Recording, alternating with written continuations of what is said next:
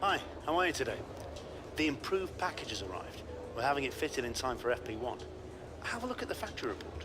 What's going on, guys? Aarava here, and welcome back to my F1 2017 career mode with the Toro Rosso. We're back for part number 6 today at the Monaco Grand Prix, the jewel in the Formula 1 calendar. Always one I look forward to, coming to, because it's a great track to drive. We're going to kick things off, though, with a brand new part installed. Obviously, if you did watch the previous episodes, then we bought a second weight reduction upgrade to our car. So that's on the chassis side of the R&D tree, of course, and that opens us up now as we look towards the R&D tree to the other upgrades available in that branch. Effectively, there's three different actually ways we can go about it from that side of the chassis. The first one being just more weight reduction. If you go down the middle central pillar of that tree, if we go to the bottom, you can see we can do roll dampers, and that will change the tire wear. So at the moment, tire wear hasn't been a major issue. And then the top one is weight distribution, which I'm actually unsure a little bit of how that's really going to work and how that may feel. So I'm a little bit curious. Maybe we need to try that just for the sake of seeing what the weight distribution is like. But tire wear hasn't been a major issue, so I don't think we'll be choosing that bottom pillar yet. Of course, the major thing really this weekend is we're going to finally change out all these components. Obviously, if you did miss the previous episode yesterday at Spain, we had major issues with everything in our car, especially the MGU-H, and we're going to change all of that. Not quite yet. We're going to do practice with all those components as they are worn out there, but then afterwards, before qualifying, I will be changing it for all fresh ones, so we'll have a completely fresh engine basically for qualifying and the race here at Monaco. Obviously, Monaco really won't matter too much actually in reality, but it's going to be nice to have a fresh one, and I think it definitely will, at least towards the end of Spain. It definitely did affect our performance. But looking at the R&D tree and what we've got going on at the moment, for now, we haven't done anything to the engine so far. We've done one on durability, and we've done one on the downforce, 2 on the weight reduction. Now, on the aerodynamics front, we have to do a further rear downforce upgrade before we get to the drag reduction in the aerodynamics tree, whereas I could equally get the same maybe hit in straight line speed if I was to do an engine upgrade. You can see there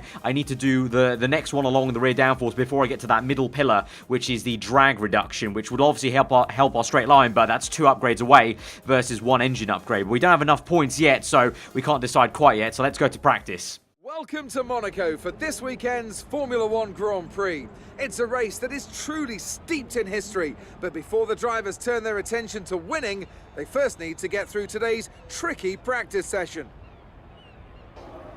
Lowe's hairpin is the slowest corner of any track on the Formula 1 calendar. It's taken at just 48 kilometers an hour, but provides a stunning view on the first lap as the entire grid bunches up and tiptoes through the corner, hoping not to leave any carbon fiber parts behind. This is such a tight bend that a special steering rack is used just to get around this very corner, as the cars would not normally be able to make the turn. There is the possibility of overtaking through Lowe's, but more often than not, you'll end up damaging your car. So here we are at Monaco for the first time in the F1 2017 game, and it's always good to be back. Or something that I definitely noticed straight away is you do definitely notice how wide these cars are now around Monaco. But going through the track acclimatization, we didn't get the complete purple there, but I wasn't too fussed about that. But going through the practice programs, definitely did notice the lack of power, especially when we move on to the race strategy portion. You'll notice that when we go down the straights, the delta times start to fall back a little bit, so it really did affect us quite a bit towards the end of the Spanish Grand Prix, of course, and it really did also hinder us a little bit in practice. But I mean, safe to say that we still managed to get through just about doing all the practice programs. I should say, we were able to do it. And then here you can see this is the start of our race program, and obviously we want to try and see what the race pace is like, but I also actually got some actual race practice, maybe trying to overtake Hulkenberg. You can see tried to go around the outside on the left-hander, didn't quite work out. We had some understeer, then we're going to send it down the inside of Mirabeau, locking up horribly there and going down to first gear, and we do manage to actually make the move. Obviously Hulkenberg maybe doesn't put up as much of a fight as he would do in the race, but for the kind of quite rare, actually it doesn't really happen too often, but we actually got some actual race craft practice in practice, because usually most of the time you're kind of by yourself. You can see as we move on to the third race strategy lap, it actually starts to rain here in Monaco, so it's actually going to be full wet for FP2, so that made that session a bit redundant. At the end of FP1 we crossed the line to get the purple on the race strategy, and we just about finished that up. We're going to leave the qualifying program to FP3 because obviously it started to rain there wasn't enough time in the session, but in between those sessions I go to the R&D tree because we've earned enough points now, and as I said, said before, just before we got to practice, I was debating how we would do this. Now you can see I can't go to that drag reduction upgrade in the middle of that tree. That one right there I've highlighted, because I have to do that first rear downforce one, or I have to do 2 front downforce ones. So either 1 rear or 2 front, then I could go to that drag. So it's either 2 or 3 upgrades away. Instead, we could just do 1 engine upgrade and straight away take a hit on the engine. Now, so far, if you look at the comparison charts, we're actually very, very decent on the chassis front. You can see aerodynamics, we're the 4th worst team. Engine front, we're the 3rd worst team. So I think for now, even though I said it in a few episodes before that I didn't want to concentrate, now I feel like it's the time with Canada, Baku, Austria coming up. I think it's the time. So we upgraded the engine there. You can see I've now got very critical on the MGU-H. It's fine though. We'll go ahead to FP3, do the qualifying program, and then we'll change all the engine upgrades out. But if you would have noticed at the beginning of the video, as I was going through and talking about the upgrades and just showing you guys that, you may have noticed on the chassis performance upgrade chart, Toro Rosso, I think we're the 5th best team as a chassis front. So that's very, very good and bodes well here, obviously, for Monaco. So I hope it's a very good weekend for not only me, but also my teammate Carlos Sainz. But we're the 5th best team on chassis. That's going to count for a lot around Monaco. Maybe not great in downforce terms, but mid-corner, mechanical grip, that's where that's going to come in handy. But there you go. Completely fresh engine. That is going to feel absolutely fantastic for that 1 lap in qualifying to try and get up the grid. So let's go to the all-important qualifying at Monaco. We're here in magical Monaco for this afternoon's qualifying session, which will be getting underway shortly. I was looking at some highlights of previous races here, and the one thing that really stood out to me was the run down to turn 1. It's not an easy one to navigate, as everyone is scrapping to get into there first. We've seen in the past how tricky the first corner is. It's not an issue in practice and qualifying, but if you throw a lot of highly competitive drivers at it all at once, you've got an entirely different situation. The smarter drivers will be able to temper their approach and stay out of trouble, but it doesn't mean it's easy.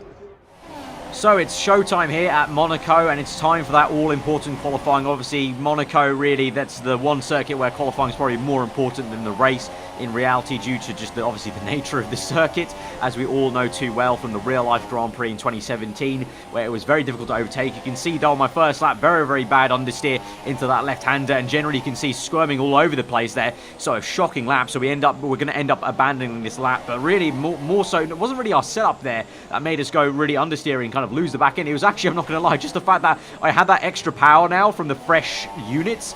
I'm not even kidding. It was that powerful of a difference where it felt like on throttle now it was a completely different car to what it was in practice. So it's kind of an interesting tip maybe, and kind of an interesting dynamic that, yes, although it may be kind of a clever idea to maybe have practice kind of engine parts and components that you only use in practice, because they're going to be so worn out compared to what your qualifying or race engine is going to be, it's going to be such a big difference in on throttle how the power is delivered, because obviously you have that delay if you have the MGU-H that's kind of delayed, or the energy store, how you maybe use rich mix or lean mix in the race. It's going to be very, very different. So it's a very, very, very cool dynamic there to me. So you saw we did cross the line and set a lap time, at the moment P6, but then you can see this is our second run. I actually got held up by the Haas car there, so we actually ended up abandoning this second lap, which on this run, our 3rd lap overall, what would it be? And we finish up in P8 after. So it was P6 then. Obviously then a few people set their lap times eventually. I believe it was the 2 Williams cars there. You can see Massa and Stroll. So P8 on the grid. Carlos making it into that top sheet in P13. So all in all, a pretty decent day, I think, for the Toro Rosso guys here on Saturday. And that sets us up quite well for what should be hopefully a good race and another solid points-paying position here at Monaco. So let's get into the race. And as the drivers start thinking about getting a good start and how on earth to get through Sandovot in one piece, I have to wonder, Anthony Davidson, if we might be seeing a safety car or two today. Well, you wouldn't exactly bet against it, would you? Statistically, it is pretty common, of course. About 80% of all Monaco Grand Prix will have at least one safety car. And that's despite the incredible work of the marshals around here, who you'll often see lifting cars out of the way just under the yellow flag conditions. The teams will always plan for the worst case scenario though, and they'll be making sure various caution periods are built into their strategy models for the race. So before the off, let's remind ourselves of yesterday's qualifying session with a look at the starting grid. Sebastian Vettel will start on pole. Fantastic qualifying from the multiple world champion. And Valtteri Bottas will line up alongside. Looking down the rest of the grid, we have Raikkonen, Hamilton, Max Verstappen and Massa, Stroll and a Toro Rosso, Perez and Daniel Ricciardo, Grosjean, Magnussen, Carlos Sainz and Ocon, Hülkenberg, Palmer, Stoffel Van Dorn and Fernando Alonso, Ericsson and Pascal Wehrlein completes the grid. And now it's time to head down to the track. Right, so time for the race, and looking at the strategy, it's going to be a pretty bog standard Monaco one stop here from the 2017 real life Grand Prix. Ultra soft to super soft, such little tyre wear really around Monaco. It's not going to be much of an issue. We may struggle a little bit towards the end of the stints, but I think especially for us in Toro Rosso, it's not going to be worth doing that two stop. Obviously, once again, the top four definitely might try that, but we go to 5 red lights to the Monaco Grand Prix from PA on the grid. Let's try and get some good points today. 5 red lights have gone out and we're underway. It's a great start there for Lance Stroll, who goes and overtakes Max Verstappen. He's already also overtaken Hamilton. Maybe they go side by side into turn 1. We've managed to overtake Massa, and we go side by side with Verstappen up the hill. We've just about got him there as there's yellow flags behind us. There's been a bit of contact there for some of the AI cars, but we're up at a P6, a very lofty height. Lance Stroll unable to overtake Hamilton and make it work, but for a second there, the Canadian sent it down the inside of our fellow Brit. Hamilton really bottled it off the line and was really struggling there, and Stroll went in between the Red Bull and his teammate Massa on the left, so that was a really great start for Stroll, equally for us now. But now we settle into what may be a bit of a classic Monaco Grand Prix, a bit of a train, but we'll try and do our best and see how it goes as we move on through the laps now. This is a few laps later.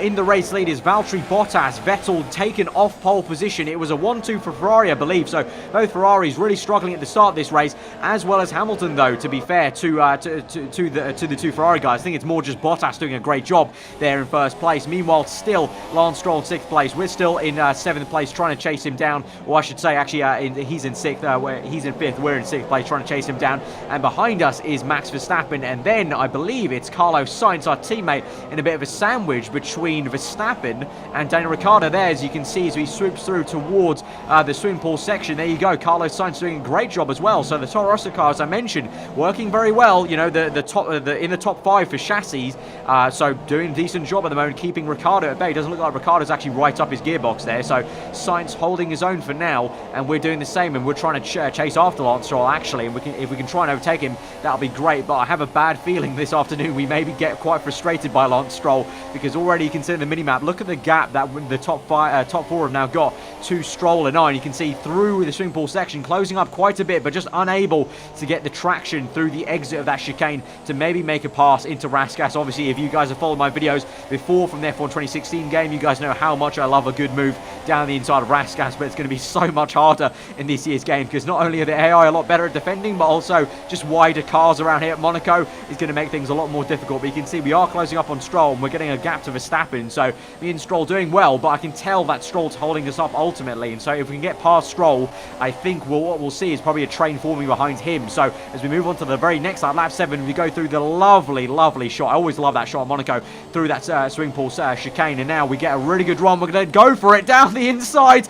It's so close. We're neutral gear for a second there, down the inside of Raskas, and that is a very nice move. Oh, that was sweet. I loved it. I can do that move countless times. I just love it. It's just such a nice way to overtake a car down the inside. Let's look at a replay there. Look at this. Look how close that is on the front right tyre, locking up, but no contact is made with Stroll here. Maybe like a tiny tap on the rear left tyre to his rear right, but literally no contacts made on the front end there. Just pure lovely overtake down the inside of Raskas. Love it. Absolutely love it. So now we move later on to the Grand Prix. Valtteri Bottas still in the lead, but he's being chased down by Vettel, but Vettel's actually falling back into his teammate Kimi Raikkonen at the moment in 3rd place there, followed by Hamilton still struggling in 4th place, which is very surprising to see. So far this season, Hamilton's AI car struggling quite a bit, but now as we move back to look at us, you can see, as I mentioned, I thought Stroll was holding us up, because you can see we're getting a gap to Stroll, and now Stroll's really parking the bus on Verstappen, and Sainz is kind of closing up to him, so Verstappen's going to get very frustrated here behind the Canadian. But so as we move later on in into the Grand Prix then. We're moving on towards the end of lap 15, onto lap 16 as we cross the line. It's now time to start thinking about that pit stop phase. Our pit stop window actually opened on lap 15, the lap before, but I continued on for one more lap just to see how it goes. The tyre wear is pretty bad actually, 46%, 56 I think that was on the rear. That's not, percentage-wise, that's maybe not that great, maybe okay, but the feeling in the car is pretty poor. You can see I'm kind of understeering through, going very, very lightly through the corners there in the first sector. So by the end of the lap, we do decide to come in. I thought maybe I wanted to maybe stretch the tyres a little bit more to give us a bit of a fresher set of sort of super soft towards the end, but really at Monaco I'd rather take track position. So if we can get a bit of an undercut then on Stroll effectively, make sure he doesn't overtake us in the pit stop phases and try and overcut, that'll be good. In the pit stops, you can see Verstappen joins me, so both me and him, looks like he's getting a bit of time on us actually in the pit lane, to be fair. I think he's his pit crew must have done a better job than us, obviously, in the Toro Rosso squad. Obviously the junior and senior team, you would imagine the senior team does a better job on the pit stops. But now this is interesting because Verstappen has closed up, so this may mean Stroll has to very awkwardly slot in behind us or in between us or in front of us. So 3 different possibilities. We'll see how far Stroll goes on his in lap. He's coming in as well as my teammate Carlos Sainz, so we're going to go down the main pit straight. We're going to see where on earth Stroll and Sainz are. There is Sainz, and I think just ahead of him there is Lance Stroll, and looks like he is well behind us, and you can see Alto in the distance. There is the Force India going round the outside. I think it's Sergio Perez. They go side by side on the exit, and Sergio just about squeezes out Lance, and he's got him there. So we're up into P5, or we're still in P5 I should say. Verstappen's up into P6. Lance Stroll's now down to what will be now P8 I think, because Perez has overtaken him. So really, really poor stuff for the Williams crew there. So for us now, our race is pretty much trying to take this set of tyres to the end of the Grand Prix and keep our P5 from Verstappen, but Perez is also closing up, so we're going to have a bit of a three-way train here as we go through the tunnel. Verstappen's getting a lot of slipstream, and he's going to maybe look to make a move. We're going to go defensive to the inside of a very, very tricky brake zone, so easy to lock up. He goes side by side, he actually cuts the corner a little bit of contact's made. The hand of anger has gone up in Verstappen's cockpit, so he's not happy, but we're going to send it down the inside. Very, very tricky. I think some contact has been made. Verstappen gets it around the outside, a lift off to let him back through. We're still side by side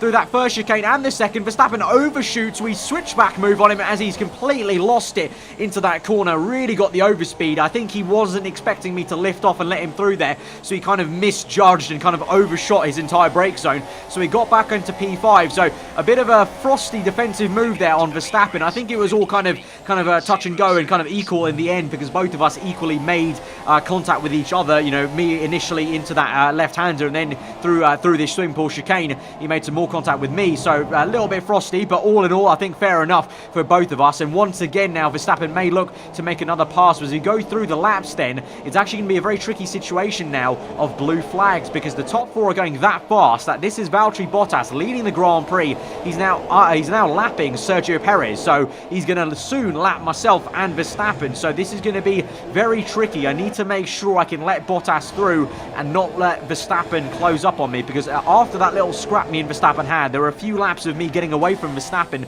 but slowly he's been coming back at us now as he kind of recomposes himself, obviously. And now we can see in the top left, blue flags. I need to get out of the way soon enough, so I think it's going to be on this straight. I think Verstappen's going to do the same, so we're trying desperately to lift off enough. I actually have to end up braking to let Bottas through, but I've broken way too much, and now Verstappen goes round the outside. So cheeky there from the Dutchman. He's going side by side with us through turn one, and he's really tried to work that, so really not worked out for us. And he was so cheeky there, trying to go around the outside. We go side by side in the place where we've understeered so much so in this race, and we're still side by side into Casino now towards Mirabeau. We're going to have to try and stick it down the inside. Second gear locking up quite badly on the right front, but somehow Verstappen comes through and he's barged his way in and forced his nose through. And now here, I think he sticks onto our left tyre, his front wing jamming into my side pod, and now through the right hand, Verstappen makes a little bit of contact with the wall. Somehow we're still keeping it neck and neck as we go into the tunnel now, side by side. It's going to be so difficult to do. He's going to have to try and go around the outside. I think he's going to manage it, Max Verstappen. We lift off a little bit. We're going to go to the inside now, bait and switch and try and surprise him.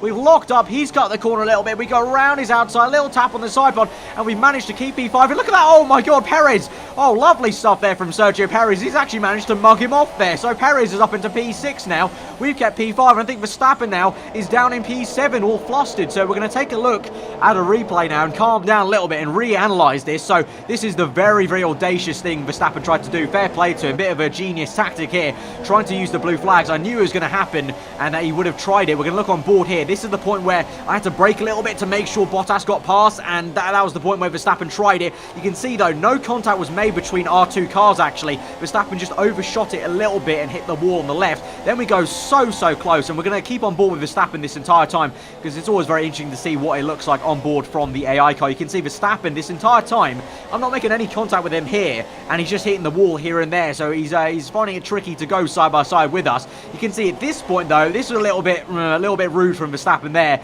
barging his way through, and then this was just a little bit awkward. The cars are so wide, it's near impossible to go side by side completely, and then at this point, this is where he hits the wall. I think if you looked close enough on the left-hand side of his car, I think that's where he lost a bit of his end plate there. You can see it just fell off there just by the tyre. There's the point where he makes the contact. At that same point, if we pause it here and just look at it and kind of rewind it and just keep looking at it, we didn't make any contact with him. You can see I'm going full lock at this point, trying my utmost best to give him as much room as possible, and he makes contact with the wall. So I'm going to put my hands up a little bit and just be like, you know, I'm just trying to go side by side with him, trying my best. I mean, you can never win, really. If I don't go for the move, you guys sometimes say I'm being too nice to the AI. If I go for the move and, you know, some contacts made, you know, I'm being too aggressive. I can't really win too much. I thought I was fair enough there to Verstappen, giving him enough room. And then Carlos Sainz makes the move on Lance Stroll there. So Sainz, after mentioning he needs to pull his socks up a little bit and score some points for the team, he's going to do just that, it looks like, at the moment in Monaco. But now we move on to lap 38, and now Perez is going to try a similar move to Verstappen round the outside. He dive bombs round the outside. We're going to defend just like we did on Verstappen, push him out a little bit and squeeze him out, and that's actually going to allow Carlos Sainz to go down the inside. It's going to be a great move to the inside of that left-hander, and he's done it. He's up into P6, so the Toro Rosso lads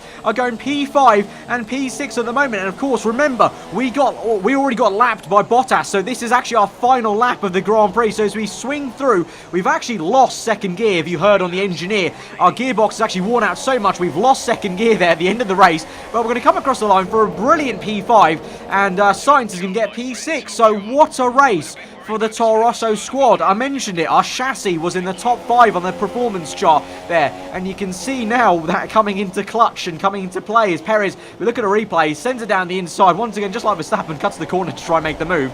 He gets sent wide, and here is Sainz just going, I'll have that position, thank you, and he gets up the order. Brilliant stuff there for the Toro Rosso squad.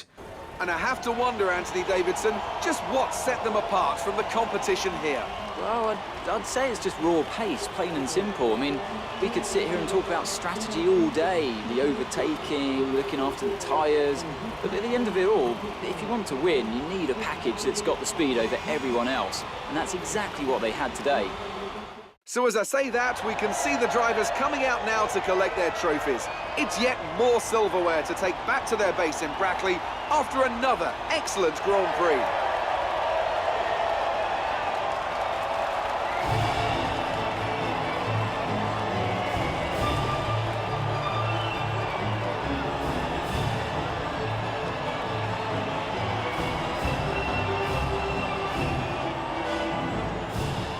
Pretty much the perfect Monaco Grand Prix for us two. Obviously, the top 4 are so far away in terms of pace that the max position we could have hoped for is P5 and P6 as a team, and we've done just that. A little bit of teamwork, really, on that Perez move, because I was defending from Perez, and having gone on the left-hand side, it forced Perez wide, and that allowed Sainz to nip down the inside. So, some unintentional teamwork there and team play to actually get Sainz that position. And so, in the standings, we move up nicely and slot in between Perez and Ocon. Obviously, you guys have commented below now in the last few that you've been loving the little scrap and rivalry almost that's formed between me and Perez, and I guess you could say Verstappen again. So I too am liking this dynamic right now. It looks like I'm battling Perez and Verstappen constantly, and so we'll see how that bubbles away. Maybe that'll form its own storyline later into this career mode. Might be quite nice to have a rivalry with those two. And obviously, us being Toro Rosso, you'd like to think eventually down the line we'll want to get up into the Red Bull car. That'll be a little bit frosty and a little bit awkward for Helmut Marko if he needs to decide who to replace in the Red Bull car if we've been having so many scraps with Verstappen. happen. But you can see as a team now, such a good Grand Prix that we've jumped Williams and the Haas team there. We were obviously behind both those teams, so really, really solid. And that's what I meant. You know, if Sainz can score some good points with us, then that's what's going to happen. We're going to actually progress as a team here, and you can see now I think we've had 4 upgrades in total right now, and it's showing. It's showing. The car is progressing very, very nicely, and it's getting to that point where we are legitimately as fast as a Force Indy car, as fast as the Williams car. Obviously, the Red Bull guys, they've had so much bad luck, just like real life, really, so far this season, with so many engine penalties so far. I think we've had 3 times Red Bull being starting at the back of the grid, but so far for us, we've been doing great, and you can see the reputation level is going up and up and up for most of the teams, especially Red Bull. So all in all, a fantastic Monaco Grand Prix for both of us, and I think Sainz coming in P6 just kind of solidifies that fact that that was a legitimate position that we got P5. The car was performing that well around Monaco.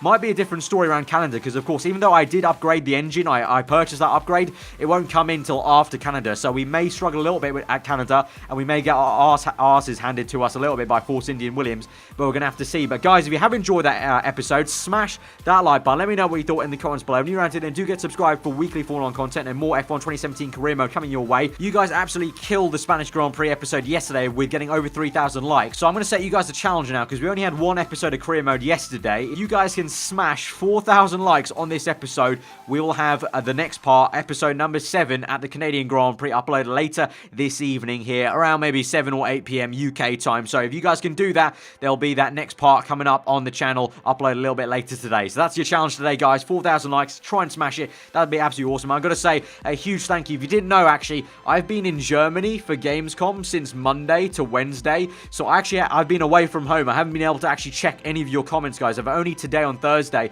been able to check through your comments. So obviously I may have said it and preempted it in some of the, in the previous videos and said thank you, but now fully, thank you guys so much for the support on these videos. You guys have literally killed it, especially on episode 1. I was literally in shock. I was reading it in my hotel room, some of the stats on the videos. It was crazy the amount of love you guys were showing in the comments, on the likes, and you know, for the rest of the episodes as well. It's been absolutely insane, and it was really, really awesome to see when I got back yesterday on my flight, just to see the crazy love. So thank you guys so much for that. I'm loving just doing the career mode, just grinding through it right now, because it's so much fun just to play it right now, and it's great to see that you guys are enjoying watching it as much as I am to play it right now. So thank you very much for that. Hope you guys do enjoy the rest of your day, and I'll see you guys next time.